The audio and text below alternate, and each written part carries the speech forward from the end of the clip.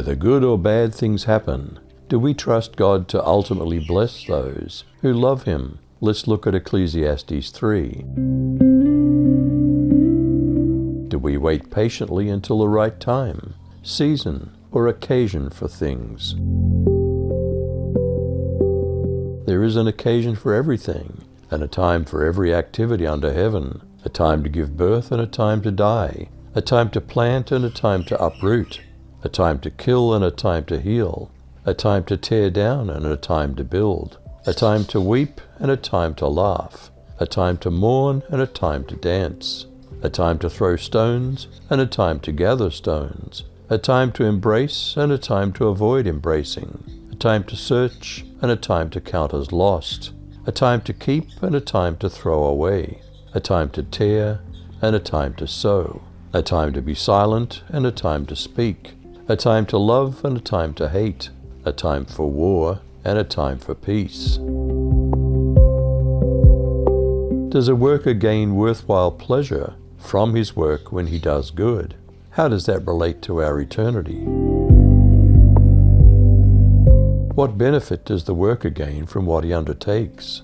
I've observed the burdens placed by God on human beings in order to perfect them.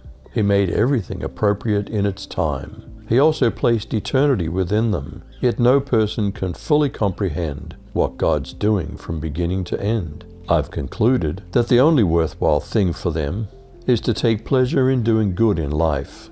Moreover, every person should eat, drink, and enjoy the benefits of everything that he undertakes, since it's a gift from God. I've concluded that everything that God undertakes will last for eternity. Nothing can be added to it, nor taken away from it, and that God acts this way so that people will fear Him. That which was now is, and that which will be already is, and God examines what has already taken place. Is wickedness too often found where we hope to find justice and righteousness? Will God eventually judge things? And moreover, I saw under the sun the place of judgment, that wickedness was there, and the place of righteousness, that iniquity was there. I said in my heart, God shall judge the righteous and the wicked, for there's a time there for every purpose and for every work. Is God testing us all right now? Will we all die? And what happens after that? Is it in God's hands?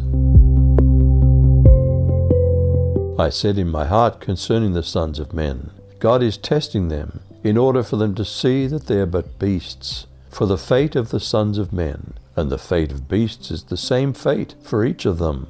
As one dies, so dies the other, and they all have the same breath, so there's no advantage for man over beast, for all is vanity. All go to the same place. All came from the dust, and all return to the dust. Who knows that the breath of man ascends upwards, and the breath of the beast descends downwards to the earth? I've seen that nothing is better than that man should be glad in his works, for that is his portion. For who will bring him to see what will occur after him? No matter what happens in this life, do we trust that God has loving control over our eternity? And we know that God causes all things to work together for good, to those who love God, to those who are called according to His purpose. Whether good or bad things happen, do we trust God to ultimately bless those who love Him? You decide.